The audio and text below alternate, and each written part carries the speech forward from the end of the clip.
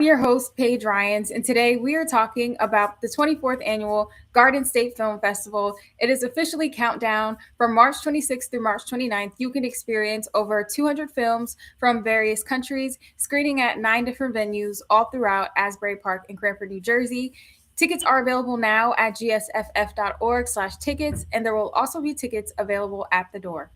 And now, to meet today's filmmaker, I am here with Shayla Hernando, here to talk about her short film, Rhythm of My Roots. Shayla, welcome. Thank you for being here. Thank you for having me. Yes, it's a pleasure. It's truly a pleasure. Congratulations on your acceptance. Thank you so much. You're so welcome. Yeah, it's a really great film about a really cool and fun topic. So I'm excited to dive into it.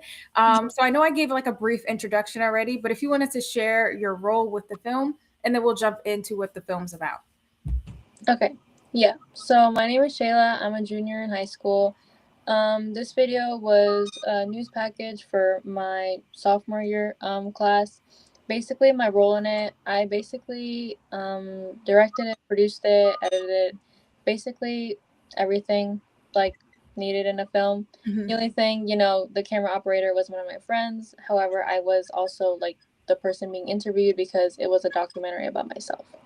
So. Very cool. Very cool. And what is the? Can you tell us a little bit about the film? Yeah, so my film is called Rhythm of My Roots. Basically, it's about my dance. It's a Peruvian cultural dance called marinera. And, if you ask most people in today's day if they know that type of dance, obviously they're going to say no.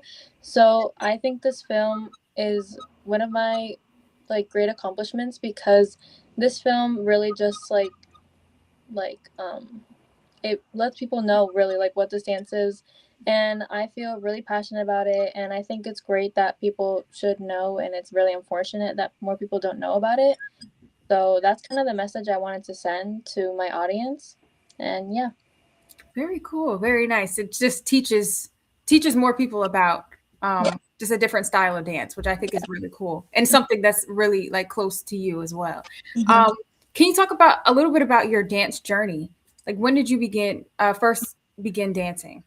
Yeah, so I actually started when I was 4 years old, but at that time I wasn't really that interested. I think most kids didn't have that attention span.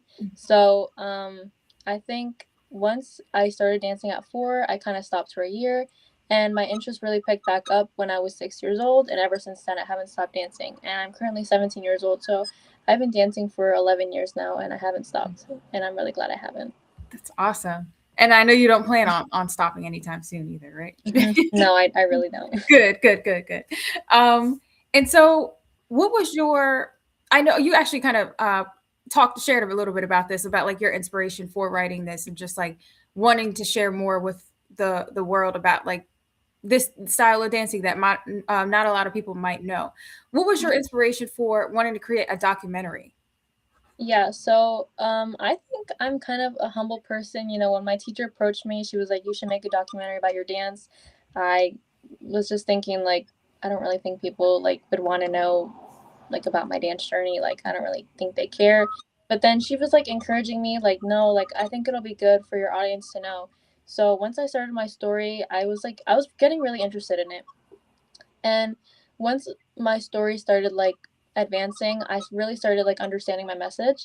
And that's kind of what inspired me to build up my story. I didn't want it to be just a documentary, where my interviewer asked a question, I answer, ask a question, I answer. I didn't want it to be really boring. So I wanted to not only include that, but also other messages of my dance and why I think more people should know about it. Yeah, very nice. Very nice. And what was that like filming process like for you? Because I know how I guess like was there a different timeline of when you gathered like the information, the clips for the interviews for your video? I mean, I'm sorry, not your video, your film. Was there like a specific time frame for that to come together? Well, first I created my script as long as my questions. However, since my dance is, I would say it differs from other type of dances, I purposely try to create questions where if you were to ask, let's say a hip hop dancer or a ballet dancer, they would give you a different answer than what I would give. So I try to make my questions, not saying like super creative, but just I try to make questions that I know would differ. Mhm. So I made my script, made my questions, and then after that, I gathered my B-roll, and luckily I have a lot of B-roll because I dance at a lot of competitions. I have a lot of presentations. My mom records a lot of my practices, Mhm. so the B-roll part was super easy. Again, the my friend who was the interviewer and myself, again, that was super easy. So, and yeah, the post-production process was also pretty easy since I kind of like had the story in my head and like what I wanted to do. Yeah. So, yeah. Very cool. Yeah. And I understand kind of, the about creating those questions where kind of looking at it from a different lens of you might be able your creative questions are probably answering some questions that people, had and, that goes kind of like more than I guess this like questions that people might often hear. So I think Mhm. that was a great approach to that as well. Um, and was there anything that you learned about yourself through this process, whether as a director, a writer, a dancer, anything about anything in general about that? I would say probably as a dancer, like mainly as a dancer, but also, working like in the film industry. Mhm. As a dancer, really, I learned some things that when I was creating my script, like when I was creating my scripts and making like, my lines, I was like, some things I didn't really notice. And as my film, continued to grow, I was like, I think my passion grew for dance more once my like film was created because, like I basically took myself as I was the person in the audience, not the one creating it. So, I kind of just like got influenced in my film as well as like inspired. Yeah, So, yeah. very cool. Very cool. Mhm. And what would you say was your favorite part of this process? My favorite part, probably, I'm very much like, I like editing. So, Mhm. I would definitely say the post production, the voiceover, the editing, you know, anything else, B roll. Yeah. Yeah. Very cool. Very cool. And what was that like? What was it like when all was done and all the edits were finished and that post production being able to see what you created and starred in? How what was it like seeing it like all finished and all coming together? So unfortunately, my teacher, like, she was absent for almost a month. So this project, we had to like squeeze in the whole class. We had to pretty much finish it in a month. So Mhm. although it didn't like watching the film, it looks like it didn't take long. In my opinion, I think it did. So I wasn't also trying to rush everything because like I wanted people to like know about this dance, and I didn't want it to be like a super rushed project. Mhm. So I kind of took my time with the editing process. Um, so yeah, and then like as like the editing continued, the post production process, I kind of just like I already had envisioned like how I wanted it to look, Mhm. and I think it was pretty easy like being able to accomplish that. Yeah, for sure. For sure. And would you say there were any challenges that you encountered through this process and how did you kind of maneuver through them?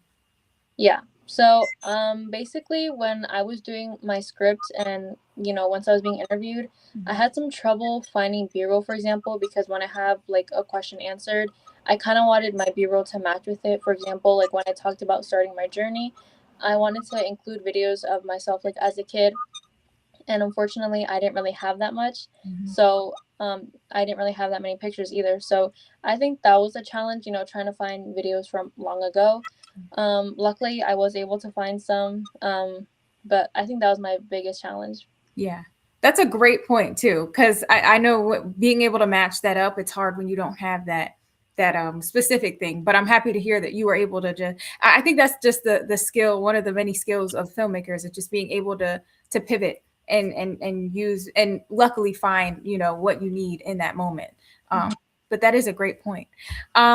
And so where do you see this film going? And what does it feel like or what does it mean to you for acceptance into the festival? Like, what was your reaction to being to your acceptance to the Garden State Film Festival? Mhm.